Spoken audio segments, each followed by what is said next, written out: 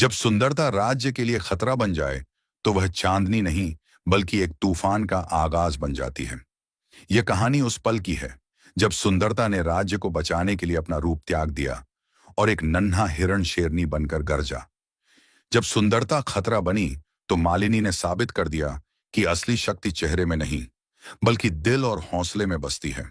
चंद्रपुर हिमालय की तलहटी में बसा एक छोटा सा राज्य अपनी शांति और हरियाली के लिए जाना जाता था। वहाँ की नदियां चांदी सी चमकती थीं और जंगल इतने घने थे कि सूरज की किरणें भी पत्तियों से छनकर नीचे आती थीं। इसी राज्य में राजा वीरेंद्र और रानी सुमित्रा की इकलौती संतान मालिनी का जन्म हुआ। जिस दिन मालिनी पैदा हुई आकाश में बादल छाए थे, लेकिन उसके पहले रोने की आवाज के साथ ही सूरज निकल आया। दाइयों ने कहा, ये लड़की खास है। मालिनी की सुंदरता बचपन से ही चर्चा का विषय थी। उसके बाल सुनहरे रेशम की तरह लहराते थे जो कंधों से नीचे तक लटकते थे। उसकी आंखें गहरी नीली थीं, मानो किसी ने 2 नीलम उनमें जड़ दिए हों। उसकी त्वचा इतनी कोमल और गोरी थी कि दूर से देखने पर लगता था जैसे वो चांदनी से बनी हो। उसकी मुस्कान में एक जादू था जो उसे बस देखता ही रह जाता। लेकिन मालिनी का दिल उसकी सुंदरता से कहीं ज्यादा खूबसूरत था। वो सादगी पसंद करती थी, फूलों से बातें करती थी और अपने कमरे की खिड़की से बाहर की दुनिया को तरसती थी। राजा वीरेंद्र एक सख्त शासक थे। उनके चेहरे पर हमेशा एक गंभीरता रहती थी, लेकिन मालिनी के लिए उनका दिल पिघल जाता था। वो उसे मेरी छोटी परी कहते थे। रानी सुमित्रा चतुर और शांत स्वभाव की थीं। वो मालिनी को हर खतरे से बचाने की कोशिश करती थीं। मालिनी को महल के बाहर जाने की इजाजत नहीं थी। राजा कहते, दुनिया में भेड़िए भरे हैं और मेरी बेटी एक नन्हा हिरण है। मालिनी की सखी चंपा उसकी हमउम्र थी। चंपा की आंखें चमकीली थीं और उसकी हंसी में शरारत छुपी रहती थी। वो मालिनी की नौकरानी थी, लेकिन दोनों का रिश्ता बहनों जैसा था। चंपा हर वक्त मालिनी के साथ रहती, उसे हंसाती, उसके बाल संवारती और कभी कभी चुपके से महल की छत पर ले जाकर तारे दिखाती। मालिनी 18 साल की हुई और उसकी सुंदरता की चर्चा अब चंद्रपुर की सीमाओं को पार कर चुकी थी। व्यापारी जो चंद्रपुर से मसाले और रेशम लेने आते, वो अपने साथ मालिनी की कहानियां ले जाते। कवियों ने उसके लिए गीत लिखे और यहाँ तक कि पड़ोसी राज्यों के राजकुमारों ने उसके बारे में सुन लिया। लोग उसे चंद्रपुर की मोती कहने लगे। लेकिन ये ख्याति धीरे धीरे एक खतरे में बदलने लगी। एक दिन कालिंगा राज्य से एक दूत महल में आया। कालिंगा एक शक्तिशाली राज्य था जिसका राजकुमार ध्रुव अपनी क्रूरता और अहंकार के लिए कुख्यात था। दूत ने राजा वीरेंद्र के सामने सिर झुकाया और कहा, मेरे स्वामी राजकुमार ध्रुव ने सुना है कि आपकी बेटी मालिनी दुनिया की सबसे खूबसूरत कन्या है। वे उससे विवाह करना चाहते हैं। अगर आप हाँ करते हैं तो चंद्रपुर को कालिंगा की दोस्ती मिलेगी। अगर मना करते हैं तो हमारी सेना आपके राज्य को तबाह कर देगी। राजा वीरेंद्र की भौहें तन गईं। उनके हाथ तलवार की मूठ पर कस गए। मेरी बेटी कोई सौदा नहीं है, उन्होंने गरजते हुए कहा। अपने स्वामी से कह दो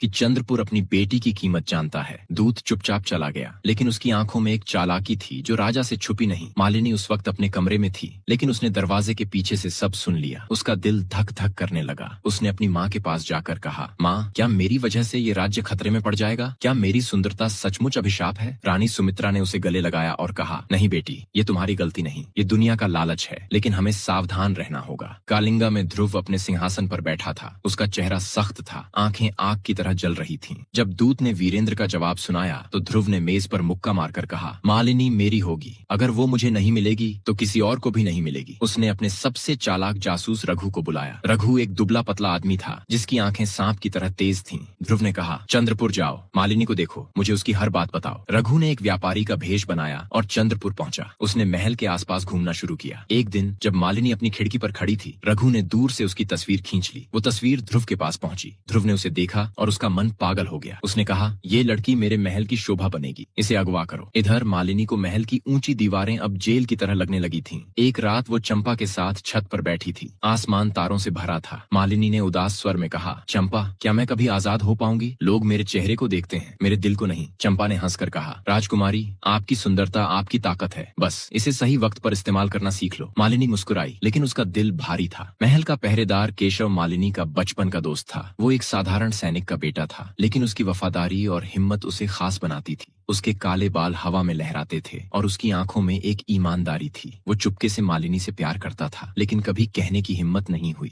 एक दिन जब मालिनी बगीचे में फूल तोड़ रही थी, केशव ने हिम्मत करके कहा, राजकुमारी, मैं जानता हूँ मेरी औकात नहीं, लेकिन आपकी हिफाजत के लिए मैं अपनी जान दे दूंगा। मालिनी ने उसकी सादगी देखी और कहा, केशव, तुम मेरे सच्चे दोस्त हो, मुझे तुम पर भरोसा है। उसी रात रघु ने महल में सेंध लगाने की कोशिश की। वो दीवार फांद कर अंदर घुसा और मालिनी के कमरे की ओर बढ़ा, लेकिन केशव की नजर उस पर पड़ गई। दोनों में हाथापाई हुई। रघु ने अपनी जेब से चाकू निकाला और केशव के पेट में घोंप दिया। केशव की चीख गूंजी और रघु अंधेरे में भाग गया। मालिनी ने चीख सुनी और दौड़कर बाहर आई। उसने केशव को खून से लथपथ देखा। उसका दिल बैठ गया। उसने चिल्लाकर कहा, नहीं, ये मेरी वजह से हुआ। उसने अपने दुपट्टे से केशव का खून रोका और चंपा को वैद्य बुलाने भेजा। केशव ने कमजोर आवाज में कहा, राजकुमारी, आप सही सलामत रहें, और बेहोश हो गया। केशव की हालत ने मालिनी को तोड़ दिया। उस रात वो अपने कमरे में बैठी रोती रही। उसने आईने में अपना चेहरा देखा और सोचा, ये सुंदरता ही मेरी दुश्मन है। इसके लिए लोग मर रहे हैं, राज्य खतरे में है। उसने चंपा को बुलाया और कहा, मुझे कैंची ला कर दो। चंपा हैरान हुई, लेकिन मालिनी के चेहरे पर गुस्सा देखकर चुपचाप कैंची ले आई। मालिनी ने अपने लंबे सुनहरे बालों को